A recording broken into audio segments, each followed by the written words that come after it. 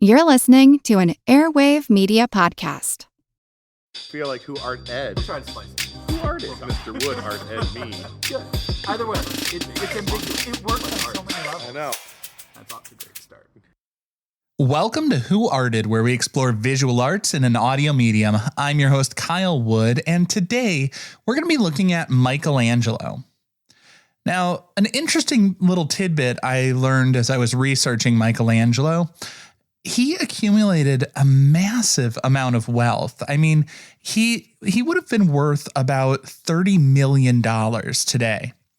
But despite his considerable fortune, he was known to have lived a relatively Spartan life. I mean, he didn't dress himself in fancy clothes. In fact, he's said to have worn his work boots day and night. He slept in his boots. Which reminds me of another little fun fact I learned. His personal hygiene was bad even by 15th century standards.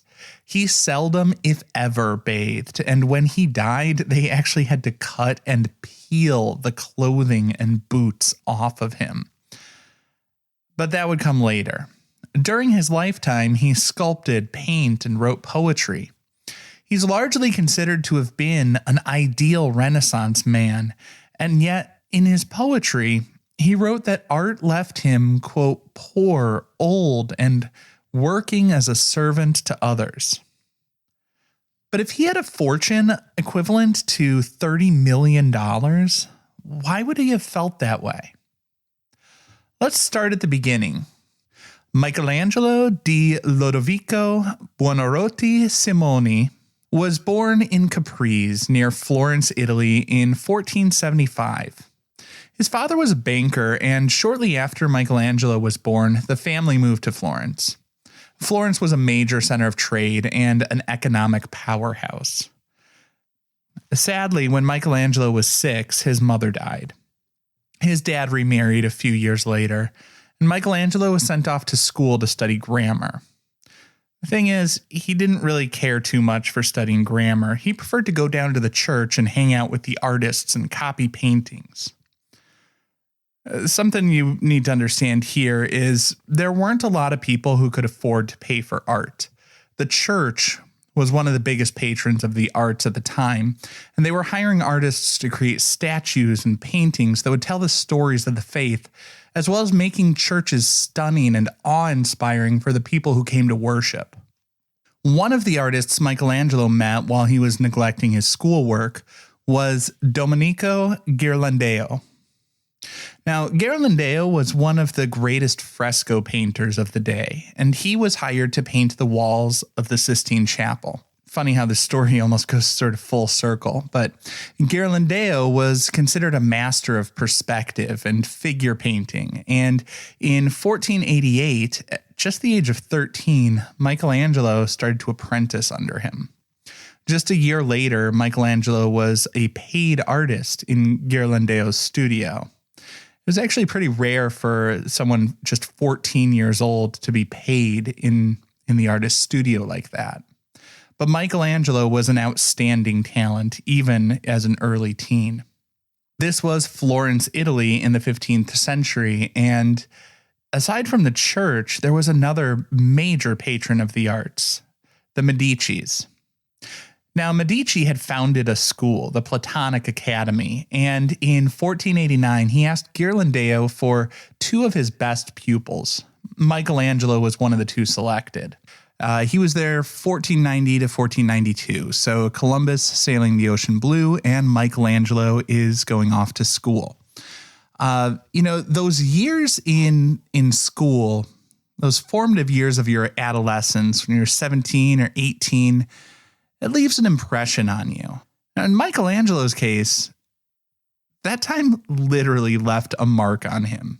If you looked at a portrait of Michelangelo, you might notice that his nose looks a little bit busted. Apparently, when he was 17 or 18, another young artist punched him in the face and broke his nose. The artist, Pietro Torrigiano, was studying with Michelangelo. The 2 of them would go into the church and make copies of the frescoes. Some accounts say that Torrigiano was jealous of Michelangelo's talent and he assaulted him. Torgiano's account was that Michelangelo was just always talking smack during their studies, and he just couldn't take it anymore. Regardless of the motivation, he described punching Michelangelo, quote, "When he was annoying me, I got more angry than usual, and clenching my fist gave him such a blow on the nose that I felt the bone and cartilage go down like biscuit beneath my knuckles. This mark of mine he will carry with him to the grave." Torgiano had to flee Florence after that because Medici was furious and would have punished him quite severely. Of course, Torgiano was not the only artist that Michelangelo had run-ins with.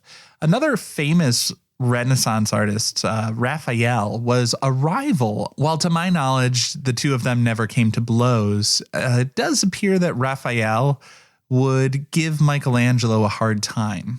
Raphael was known to be a very fun-loving and charismatic guy, whereas Michelangelo was known to be kind of moody and brooding. Well, Michelangelo and Raphael were both hired by the same Pope Julius II. And as Raphael was painting probably one of his most famous works, The School of Athens, he included a little depiction of Michelangelo. The thing is, he didn't depict Michelangelo as like Plato or Aristotle. He showed Michelangelo sitting off by himself on the steps as a lesser known philosopher known as the weeping philosopher. It's kind of a way of just like making fun of Michelangelo and his moodiness. As I said, Michelangelo and Raphael were both hired by Julius II. Now, the thing about Julius II was he was known as the warrior pope. He didn't take the name Julius as an homage to Julius I, a pope who came before him. He took the name Julius as a reference to Julius Caesar. And as a part of Pope Julius's mission to spread the Catholic faith and his personal influence, he hired a number of artists like Raphael and Michelangelo to create works that would inspire awe as people looked upon the church. This is where we get to the famous Sistine Chapel. Initially, Julius just wanted Michelangelo to paint the 12 apostles on these triangular supports at the top. They're called pendentives. Michelangelo was hesitant to take the job because, for one, he considered himself to be more of a sculptor than a painter, although he had learned during his adolescence from one of the greatest fresco makers of the day.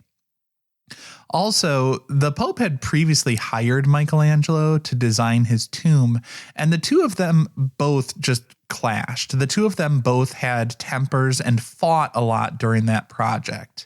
Michelangelo reluctantly accepted the job after Pope Julius II gave him free rein on the project, along with the payment equivalent to about $600,000 today. Now, painting the ceiling in the Sistine Chapel was no small feat.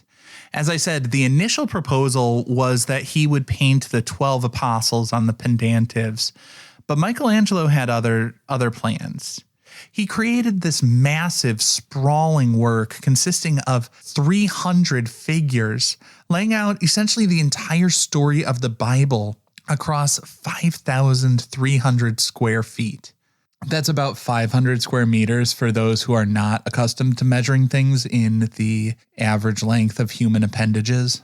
In addition to the complexity of trying to lay out the story of the creation of Adam, the fall of man, the prophets, the genealogy of Jesus, all in one composition, he also had to contend with the arcs and the curved surface that he was painting on, and really high up there. I mean, he had to it was, I think, 66 feet high at the peak.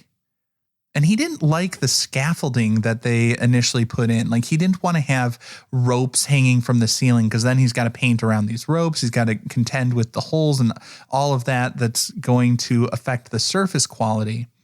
And so he designed and built freestanding scaffolding that he would climb up. And I always had pictured him like laying on his back to paint this, but in actuality, he stood just craning his neck, looking up at the surface.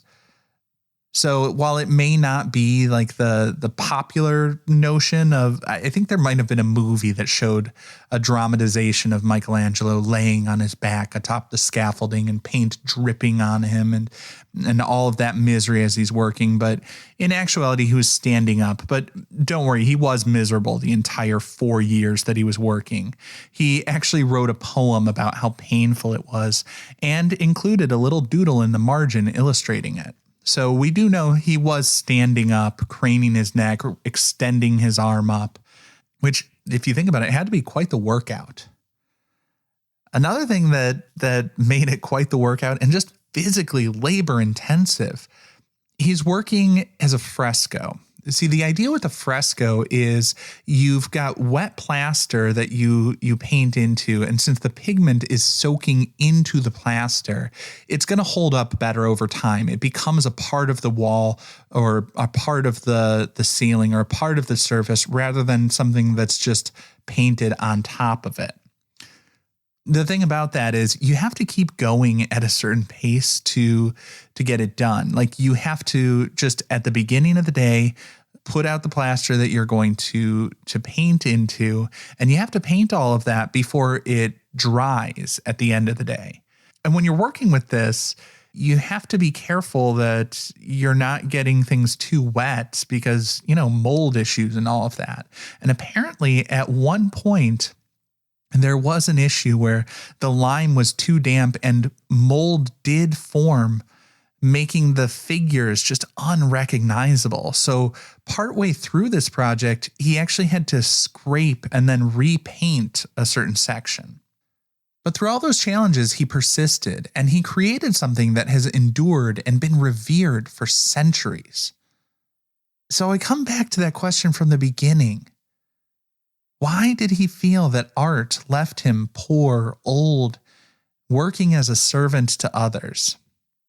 I think it's because he was a details guy, so fully invested in his work, he agonized over every square inch of those 5,300 square feet.